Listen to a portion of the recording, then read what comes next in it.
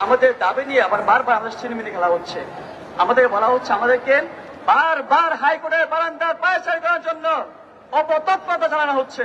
কিন্তু আমাদের একটা আংশিক রায় দিয়েছেন যে সরকার বা নির্বাহী বিভাগ চাইলেন এই কোটাকে পরিবর্তন করতে পারেন। আমরা আহ্বান জানাই আমাদের ছাত্র সমাজের ভাগ্য নিয়ে ছিনিমিনি না খেলেন, আমাদেরকে আমাদের ভোট টেবিলে পৌঁছে দিন, আমাদের এক দফা দাবি মেনে নেন।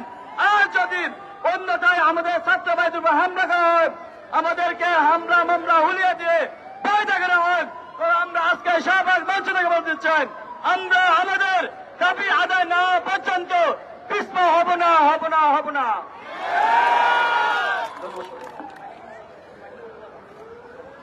এ পর্যায়ে আমাদের সামনে বক্তব্য রাখবেন বৈষম্য বিরোধী ছাত্র আন্দোলনের অন্যতম সমন্বয়ক মাহিন।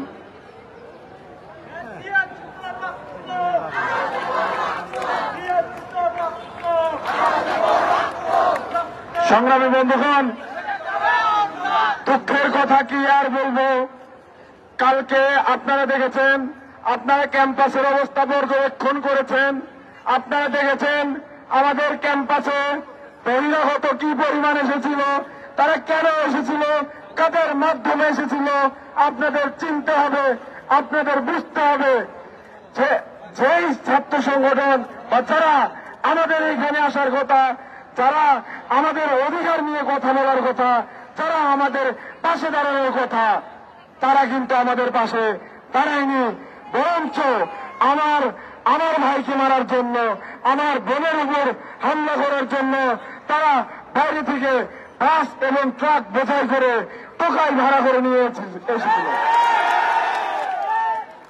সংগ্রামী বন্ধুগণ, বাংলাদেশ রাষ্ট্র আমাদের যে আবেগ, সেই আবেগ নিয়ে ফুটবলের মতো খেলছে।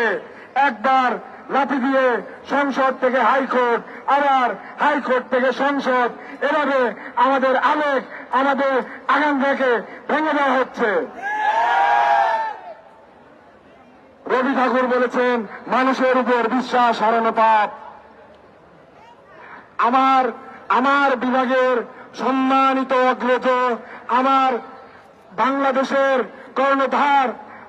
বাংলাদেশের কর্ণধার মাননীয় প্রধানমন্ত্রী শেখ হাসিনাকে উদ্দেশ্য করে বলতে চাই, মাননীয় প্রধানমন্ত্রী, আমাদের আবেগ বুঝতে হবে, আমাদের কথা শুনতে হবে, আপনার শুনতেই হবে।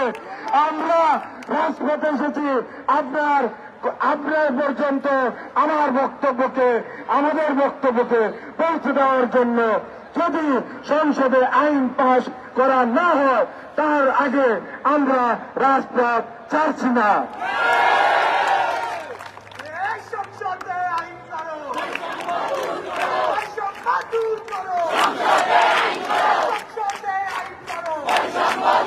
মাননীয় প্রধানমন্ত্রী,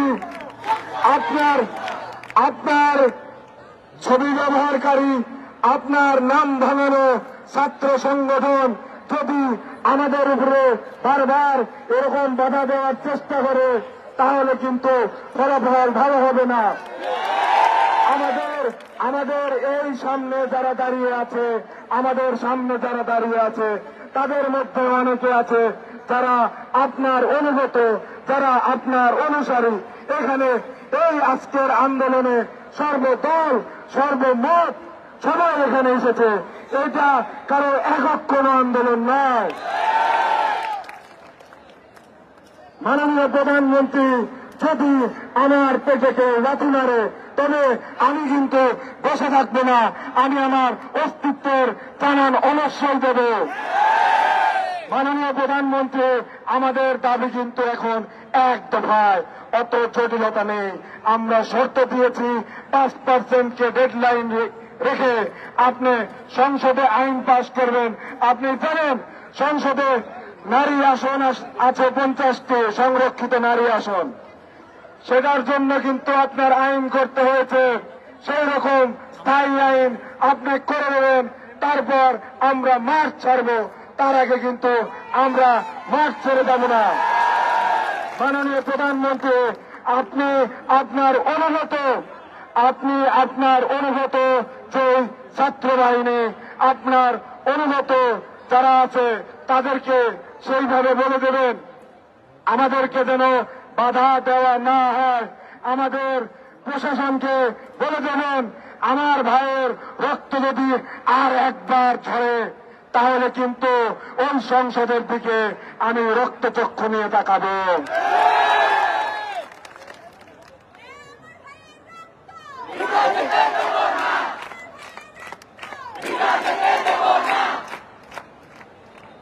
সংগ্রামী বন্ধুগণ, এ পর্যায়ে আমাদের সামনে আজকের কর্মসূচি ঘোষণা করবেন বৈষম্য বিরোধী ছাত্র আন্দোলনের অন্যতম সমন্বয়ক আবু বাক্কর মজুমদার।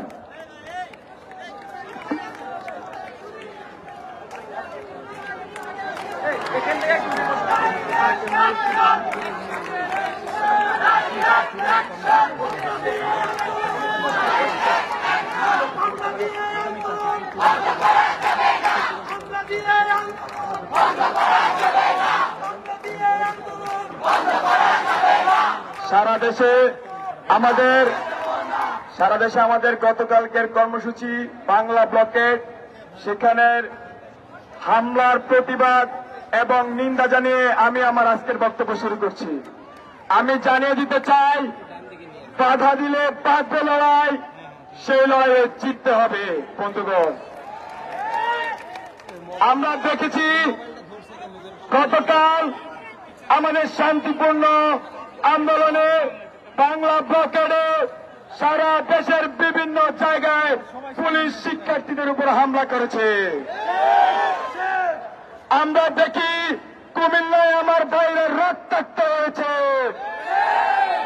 চট্টগ্রামে আমার ভাইদেরকে লাঠি পেটা করা হয়, পরবীতে ক্ষমতাসীন ছাত্র সংগঠনের সভাপতি আমাদের বৈষম্য বিরোধী ছাত্র আন্দোলনের এক সংগঠনকে চট্টাপ্পা মারে তার তীব্র নিন্দা এবং প্রতিবাদ চালাচ্ছি। আমি বৈষম্য বিরোধী ছাত্র আন্দোলনের একজন সমন্বয়ক হিসেবে সারা দেশের সকল সংগঠক, সকল প্রতিনিধিদেরকে অভয় দিতে চাই, কোথাও যদি কেউ আমাদের উপর হামলা করে, হুমকি ধমকি দেয়, আমরা সকলে একসাথে তাদের বিরুদ্ধে সর্বাত্মক প্রতিরোধ করে দেব।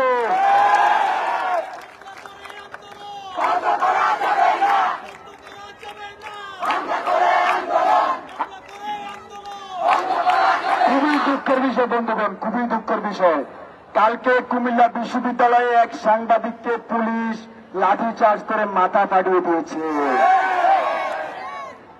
আমরা দেখেছি শাহবাগে এক আমাদের সাংবাদিক বন্ধুর উপর এক আততায়ীর আক্রমণ করেছে। আমরা তার জন্য নিন্দা জানাই। আমরা দেখেছি, আমরা বিগত 11 দিন খুবই শান্তিপূর্ণভাবে আমাদের আন্দোলন চালিয়ে গেছি, কিন্তু গতকাল সকাল থেকে বিভিন্ন মহল থেকে হুমকি ধমকি আসছিল। সেই হুমকি ধমকির প্রেক্ষিতে আমরা ক্যাম্পাসে দেখি ছাত্র এসে ভরে গিয়েছে।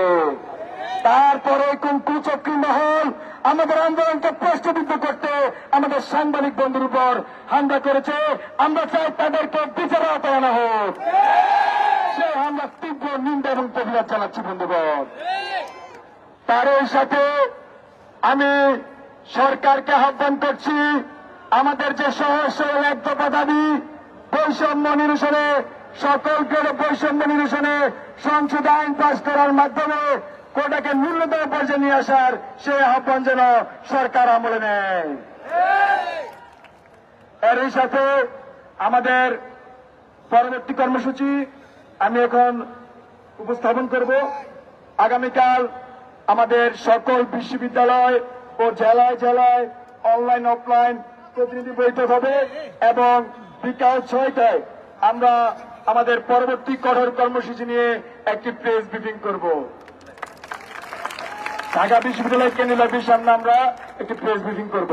এই বাধা দিয়ে আন্দোলন, হামলা করে আন্দোলন, ভয় দেখিয়ে আন্দোলন, বাধা দিলে বাধবে লড়াই, বাধা দিলে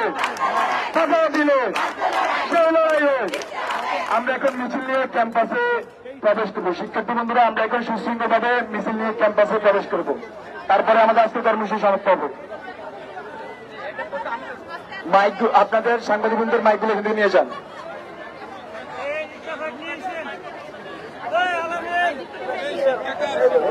তো ভাই আমার আগামীকাল